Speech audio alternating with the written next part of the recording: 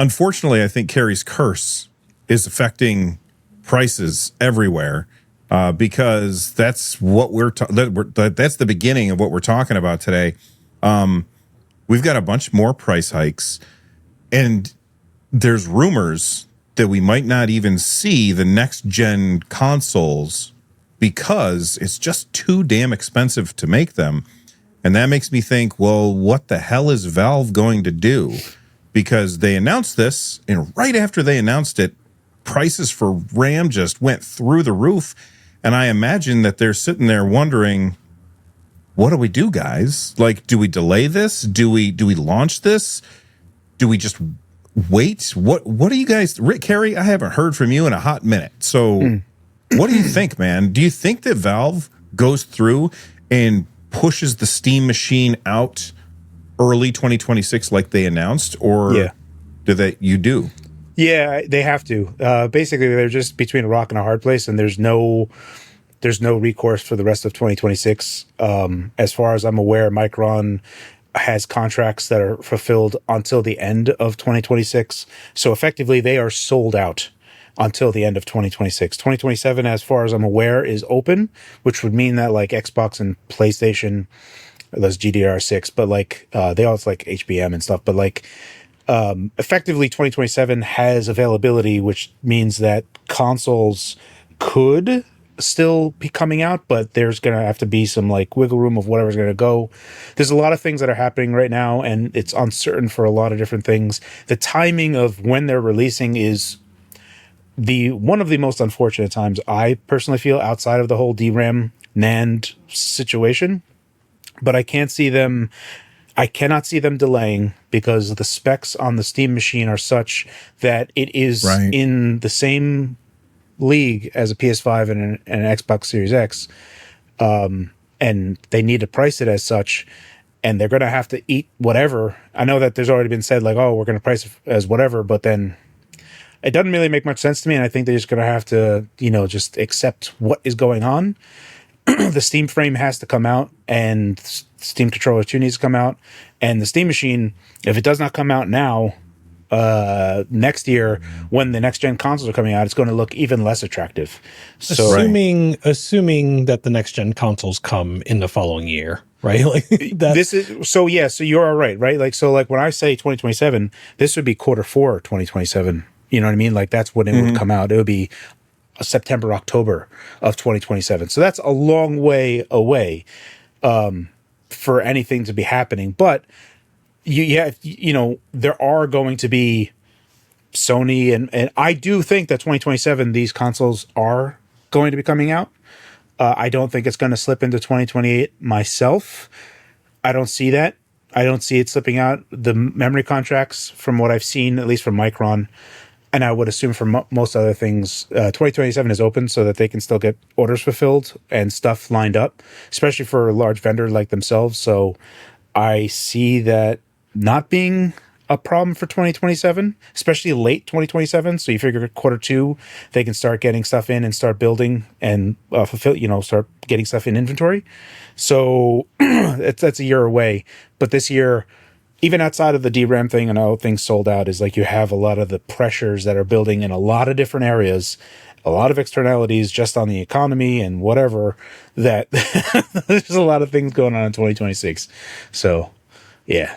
Yeah, I think that I think it's the right move to go as soon as possible and not delay. Like, it just doesn't make sense to me. Like, okay, let's wait until things get better, then we'll release something, because things never seem to get better. And so it seems like it's just better to just do it as soon as possible. And it's a good gap right now where the consoles aren't coming anytime soon. And so it gives people time to have the Steam machine come out, get used to the idea of a Steam machine, watch it mature. And then by the time the consoles come out, it might actually be part of that conversation. Like, why would I get a PS6 or an Xbox 12 or whatever if I can get a Steam machine for less or the same price? Yeah, first off, I love that you were like, it never seems to get better. I seem to remember there was an episode of the podcast, I'm going to say like 3 or 4 months ago, where you joked, Russ, that we should just rename the show Everything Just Keeps Getting Worse, or Everything is Just Bad All the Time, because it was just so much bad news had happened on that particular stretch of time that we kept like talking about.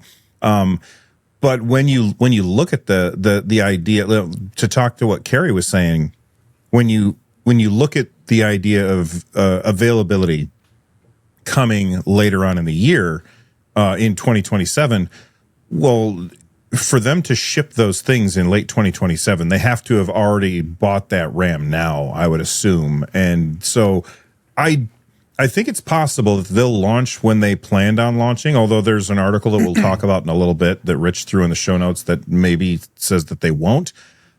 But then they're going to hit a wall. They're going to run out of stuff, and then all the supply is going to dry up, and you're not going to be able to get one in stores. What do you think about that, Rich? Yeah, so I have a number of thoughts. I was taking some notes as you guys were talking, and one of the first things, first of all, bad news, right? Like you talked about bad news, Bill, and one of the things That's what they call me. bad news, Bill. I like it. That's the new name. Oh no, that's terrible. It's gonna stick so hard. But yeah, so bad. There's so much bad news. You're right, but there's a bit of a K curve happening in a different way, right? Where like there's a lot of bad news at the top end, and I'm not going to say good news, but like we had the hot take post that you did on Nerdness, and half of the posts were about RAM prices and how bad things are, and then I saw a good vocal minority talking about like how gaming has never been better, right? And honestly, yeah, gaming has never been better, right? Like tech is in a bad place in a way, or not in a way, just, you know, point blank period. But gaming is going really well right now. At least I think so. But back to the point at hand, right? Like Steam Machine, I think what my gut feeling is certainly that, yeah, they're going to stick to the early 2026 release. But my gut feeling is that they would rather do a limited number of units and then like revisit this again when, you know, maybe there's a better time for hardware, but do like a limited number of whatever they have already.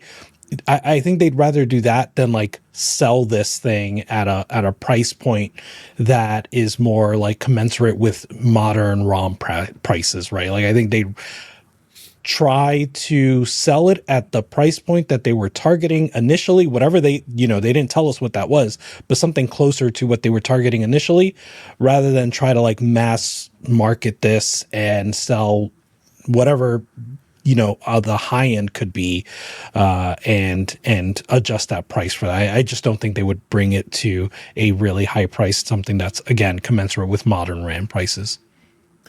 Yeah, one thing that I'm thinking is because they aren't selling them in stores, which is something I've said 1,000 times that they need to do, this is something that actually helps them, because then there's no markup by the brick and mortar stores. That if they do sell them in brick and mortar stores, they have to raise the price in order for the brick and mortar stores to be able to be willing to give up shelf space for the Steam Machine or the Steam Deck or whatever. So that's like one advantage that Valve has. And then the other advantage that they have is that it's not a console. Yes, it feels like a console, and it's a very console-like PC experience. But because it's not a console, it doesn't matter how many they sell. They don't have to. It doesn't have to have wide adoption in order for it to be a success for Valve, for multiple reasons. Number one, it's just playing PC games, so those games already are out there, and it just plays the games that already exist. It's not starting from square one like a console would. But number two, because it doesn't matter how many that they really sell, they're gonna say, okay, well, they're sold out. Sorry, we'll get them back as soon as we can. And maybe I think that it might be time that they raise the price. Like they kind of, I'm using air quotes for the audio listeners, they raised the price of the Steam Deck recently by ditching the cheapest one. They got rid of that cheapest one, and they kept the other ones at the same level. So there is this like specter of Half-Life 3 coming soon as well, which is also a reason why I don't think that they're going to not do it. So ultimately, I feel like that's the case, but I mean, there's a lot that's going on, and I'm really fascinated on the FSR4 side of things of what they're going to be able to do with the RDNA 3 side of the GPU and how they're going to leverage that. So there is like markers of stuff that they're showing that they have a pathway to get that done to amplify its abilities in a number of different ways. So I'm curious about how that's going to pan out, but when there are a number of limitations on the device, and it really comes down to if they are using Hawk Point 2, they are limited to 4x PCIe lanes. That will hamper and really put a damper on any games where people try to like max out some things, especially when games are now coming with ray tracing on and you can't disable them. So you're going to be in a realm in there where you're only going to be able to play those games at 1080p 30, 1440p 30 with some type of thing, or maybe 4K, it's kind of 30, and that's kind of cool. But like this is where Can I ask a question about that real quick? Yeah. Because you made a video, and everybody should go watch that video, but you made a video where you built what you said was an analog to the Steam machine. And I can't remember off the top of my head, how did games like Doom, which requires ray tracing, how did that FPS. Run on that? Yeah, 30 FPS. 30. Okay, thank you. Yeah. All right, go ahead with what you were saying. Anything with ray tracing and stuff is going to really... So every new game that's coming out, when you have ray tracing and stuff on there, that's going to start, feeling like the Steam Deck already does, right? So you're already in this realm of like, well, crap. I'm hoping for something better here. So this is really, once the reviews start coming out and people start getting a textural feel of like what the capabilities are, there's going to be a whole swath of games. Like I showed God of War Ragnarok at 4K 60, and that technically is possible, especially when you do like FSR4 and all the other stuff. There's going to be some really cool stuff. But then when you start looking at, Doom the Dark Ages, Indiana Jones, all these other games that have ray tracing already baked in and can't disable it, then it's going to be like, oh crap, we're already here. So this is where I constantly come back to my original price problem, and I think that they're just going to... Also, I don't think Valve is going to be impacted as much, like you had said, Bill, because they are not going to sell bazillions of these. They're going to sell millions. And I feel like that they can find an avenue, because the prices on these aren't in the stratosphere. So there's somewhere where they're going to be able to find a way. So I don't know, 500, 600, I still think is end in 2023. I still think I'm pretty confident in that. 2026. Yeah, same time frame. You time traveled like 3 years, Kerry. You said 2023. Oh, sorry. I was just heading the comments off at the past. Why did I say 2023? I don't know, but then I said head the comments off at the past as if that's a thing that you say, but it also makes sense because like I said it by accident. No, yeah. I'm trying to like go through the Rolodex in my head of like where... I apologize. Yeah, 2026. That's exactly what I said. Nicely done. Nicely, yeah. Predicted it. Okay, so let's talk about the RAM price increases that could delay the hardware that's coming from the big guys. And I know that Valve is big, but they're not the big guys when it comes to hardware sales. Rich, you threw this into the show notes. You want to talk about it a little bit? So I threw, I think, 2 of them into the show notes, both the Insider Gaming and the Asus. Should I go with the Insider Gaming? Oh, yeah. I threw the Asus one in too. Oh, that's in there twice. Oh, nice. Okay, cool. Yes. So the Insider Gaming one this goes back to, Kerry, what you were saying. This is Tom Henderson of Insider Gaming reporting that perhaps the situation around RAM pricing is leading console manufacturers to delay from their intended 2027-2028 release window. It says with the hope that RAM manufacturers will be able to build out their infrastructure to produce more RAM, thereby allowing prices to drop. I know there's another story about like Asus jumping into the RAM game, but I didn't really read into that too much, so I didn't want to like add that to the show notes. But yeah, I guess, hoping for this to settle a bit, and that perhaps meaning that that PS6 and whatever, Magnus is the next generation Xbox, would, we were anticipating that they would be released Q4 27, but maybe they're considering delaying that. And that seems realistic to me. It's something that I mentioned, I think, in a previous episode. But yeah, Carrie, go ahead, Bill. What do you think about that? Well, just real quick, I wanted to say this kind of lends credence to what Larian has said about the need for them to optimize Divinity much sooner than they otherwise would want to, because they just know that people aren't going to have PCs that are strong enough to run this game. And now consoles, because they put games out on consoles too, like Baldur's Gate 3 was on, I think, everything, except for Nintendo Switch. But like, if people are still going to be on PS5 and Xbox Series X, then they're not going to be able to do what they want with Divinity, so they have to optimize. And I think that they might be a canary in the coal mine. Maybe all of the other publishers are going to have to do the same thing, because nobody is going to have the hardware to run these games when the games come out, because it takes so long to make a game. They're anticipating that by the time they finish the game, that the most common graphics card or the thing that people have in their living rooms is way more powerful than it's going to be, because people can't afford to buy the stuff.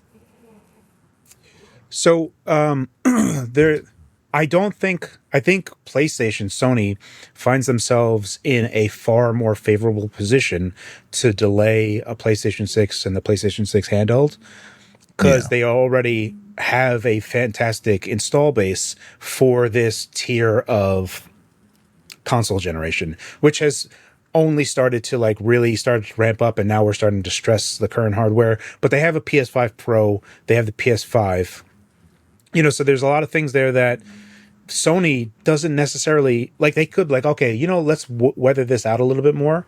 And for Microsoft, and also Microsoft's ability to leverage their own giganticness to let's go up to Micron or whoever and be we're actually going to buy this. Now, I actually did read a report that Microsoft stormed out of Micron. There was a meeting where Microsoft's we need this, and they were go pound salt, and Microsoft's stormed out of the room and kicked it open.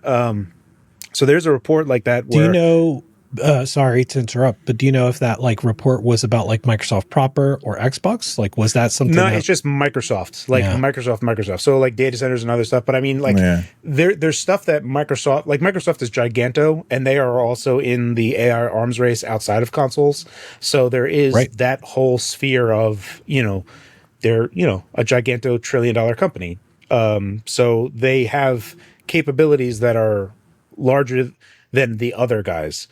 The other thing is that the next generation Xbox console is supposed to be have more RAM, right? So just the RAM side of that is also a bigger problem for them.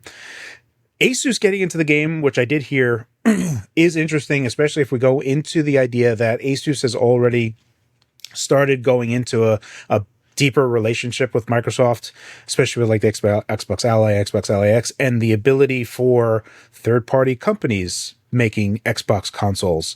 So if Asus was going to get into the DRAM game, and they're also going to be producing an Asus Xbox, there's other avenues there that I don't know. There's interesting, and I don't know anything. This is complete speculation on my end, right? All the things that we've heard and read. How many pathways could they go to succeed in this area? For Microsoft, they can basically detach from Xbox Series far easier, because they're not doing good, right? So for them to be hey, Sony, you don't want to go on 2027 because PlayStation's awesome, that's great for you. For us, we actually want to come out as soon as possible. So I still see late 2027 as a possibility for Microsoft in a lot of different areas, and that whole hybrid thing of however that's going to happen.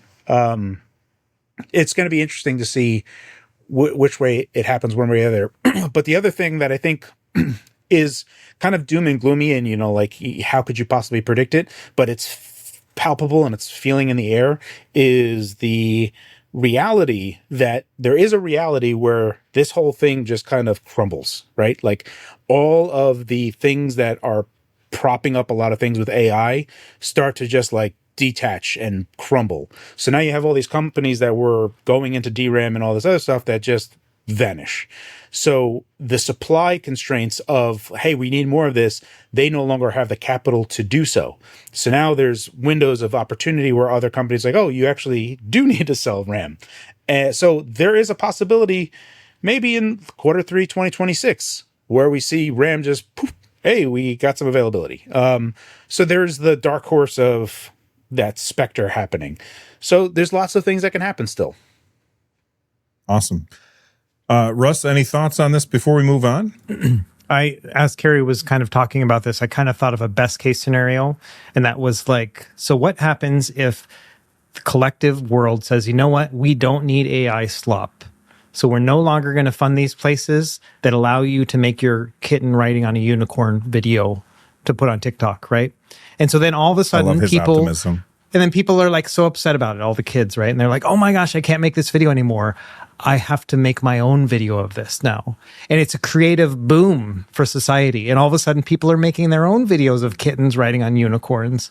And it's like, 8mm film and all this stuff. And it's just like humanity rises to another level. That's the best case scenario. So I just wanted to add that in there.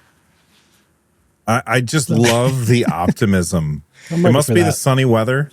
Like, Yeah, must be. the other 75% of this podcast is dealing with dreary snow and cold. And, and Russ is like, kids are going to be outside again. Yeah, they got to touch grass so hard. Homemade films. Yeah, it's going to be amazing. That's awesome.